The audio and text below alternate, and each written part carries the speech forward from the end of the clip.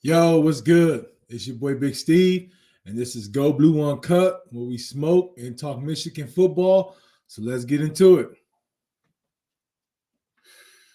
So today was basically the last day of the NFL Combine,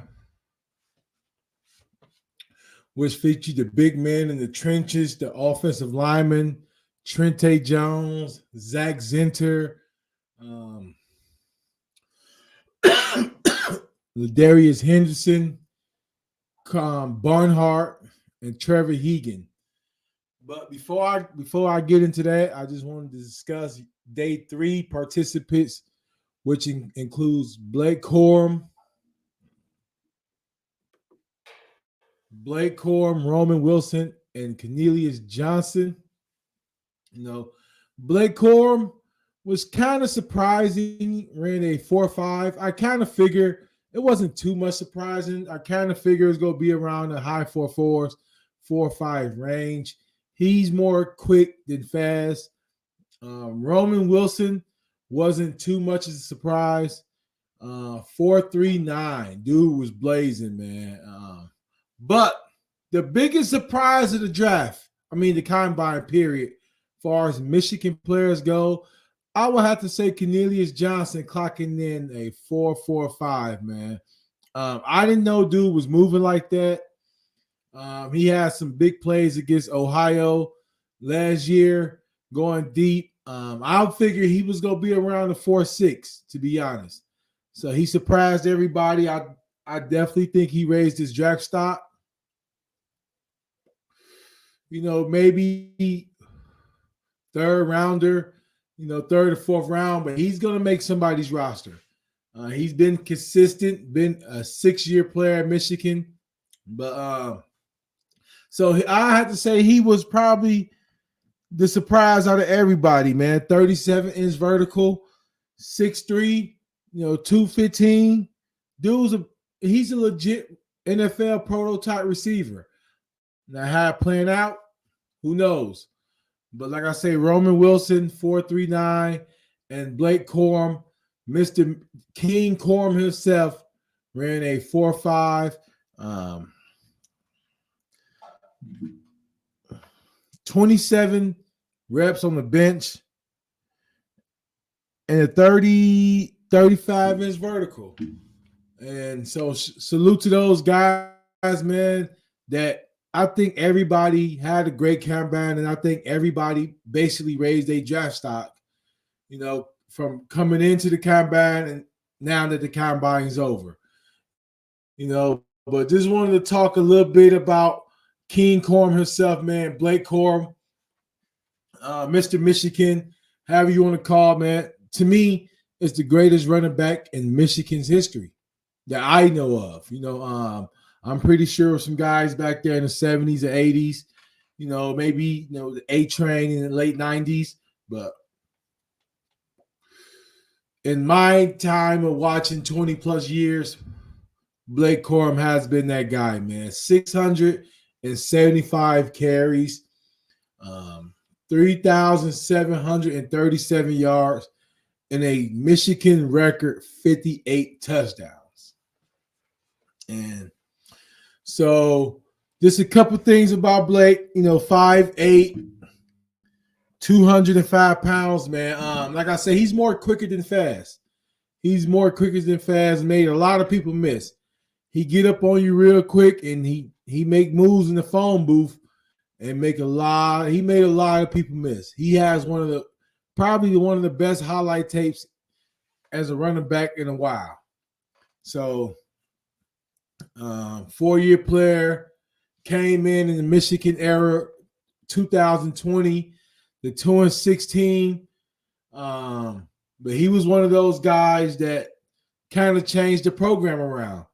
Hard work. Dude actually got banned from the weight room his freshman year. They had to lock him out. He's a workout warrior. That was the thing that was told coming into Michigan, that he's a gym rat. He's going to want to be in the gym all day, man. So 675 carries, 3,737 yards, and a Michigan record 58 touchdowns. I don't think he's going to be too high of a draft pick, being that running backs is really not too much of a hot commodity anymore. And unless you somebody like the Longhorns running back from last year, ain't too many running backs going first round anymore. Especially somebody that would of a Blake stature. 675 carries is a lot of carries these days. So that he's not that big of a guy. So I see him probably third round. That's a good thing about him being able to come back for his senior year. With the NIL, he probably made more NIL than he was going to do as an NFL running back.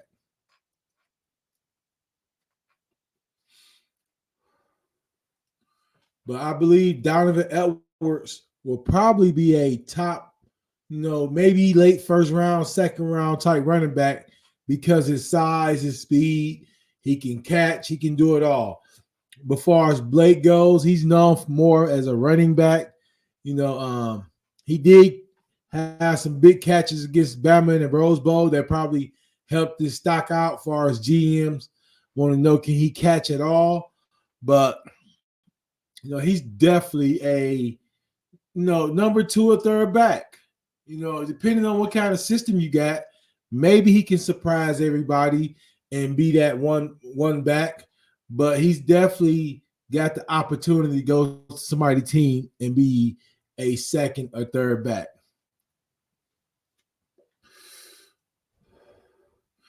And another player I would like to discuss a little bit is Roman Wilson. And you look at the numbers, and these are career numbers. I know you're looking at like 107 receptions, 1,700 receiving yards, and 20 touchdowns. You have some receivers have that in a year. So the stats really don't say everything about Roman Wilson. He dealt with injuries. Just like Blake, he came in that 2020 class, dealt with a lot of injuries, first 2 years. Last year kind of came on, but this year changed the jersey number to number 1, which put a lot of pressure on him, and he didn't disappoint. So big ups to Roman Wilson, man. He's definitely raised his stock 4.39 in the 40. Had a good Senior Bowl practice week.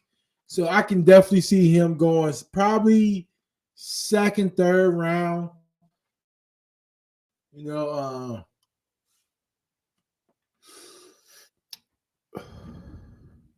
They got him listed at 5'11". I think he's a little shorter, but he definitely played bigger than his size. You go look at his tape. There's a lot of he was JJ comfort blanket. He was the only one that JJ would throw to if they were covered.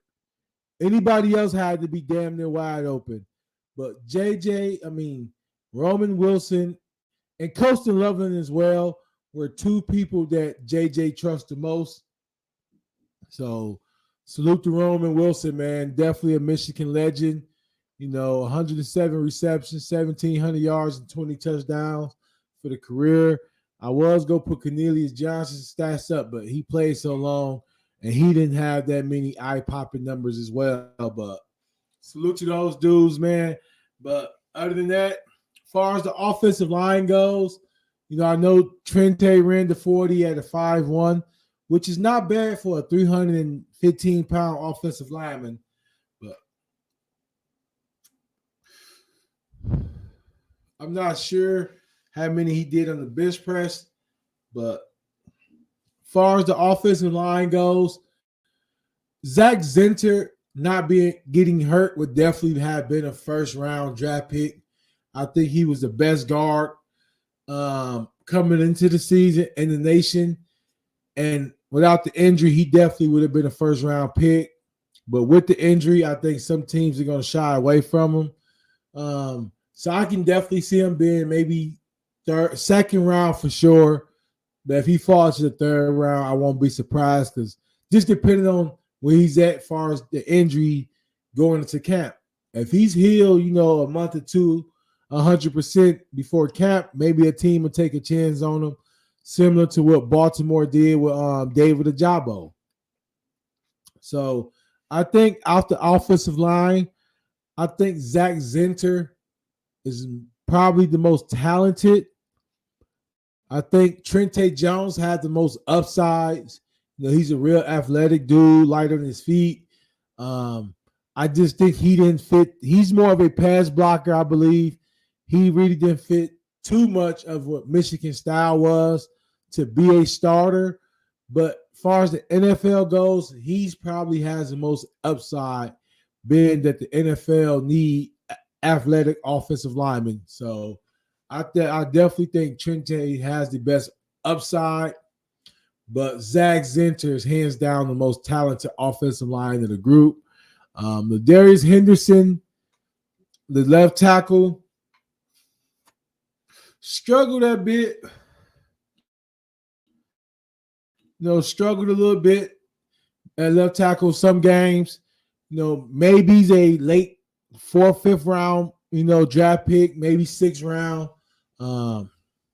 Barnhart, who started off at right tackle, he beat out Trente Jones, I believe, back-to-back years. They kind of competed for the spots, but Barnhart started off the season at right tackle, then moved when Zach Zinter got hurt. He moved to right guard and actually played better than he did at right tackle. If you can remember, the Penn State game was one of his worst games ever. Him playing at right tackle and Chop Robinson was just dominating him. It actually that's the game they just basically ran the ball the whole time because the tackles could not block against Penn State's front four at all. So, but sad to say that Zach Zinter getting hurt actually helped Carson Barnhart because him moving to right guard, he looked it better than him being at right tackle. And they say he was, his best position was a guard, but when you got somebody like Trevor Keegan and Zach Zinter, two dudes who started a lot of games, it's kind of hard to compete with that. But Trevor Keegan's a big guy. I believe he ran a 5.2.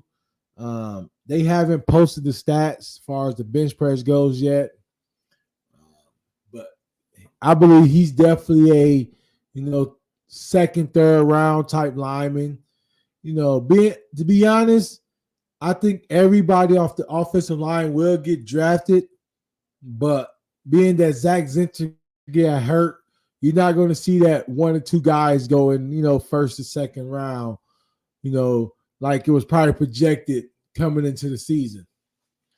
But I definitely believe the combine helped every Michigan player that participated, that was invited. Every player, the playoffs helped as well. But going to the combine and everybody kind of had a great performance. It was nobody really had a letdown. I'd like to see Zach Zinter out there doing some drills and everything because I thought he could have been a beast, as far as his footwork. And dude's he's a beast, man. I remember his freshman year. He was only a 3-star, I believe. So that freshman class, him, Blake, and Roman Wilson definitely made a change. And also, what's my man's name? The tackle, Chris Jenkins. So that 2020 freshman class definitely made some big steps in Michigan's program. But yes, but it's definitely was a cool thing to see these dudes go out, man, on a good note. Blake Corum, 4.5 40. Roman Wilson 4.39, but like I say, the biggest surprise was Cornelius Johnson running a 4.45. That was really cool. I believe it was 4.5 or 4.4, but yeah, 4.45. My bad. But salute to all those dudes, man. Blake Corum, Roman Wilson, all those dudes gonna be missed. But we still got time leading up to the draft. But here soon, I really want to get into talking about the 2024 team, Team 145, which I believe will have every bit about 3 or 4 people taken in the first round.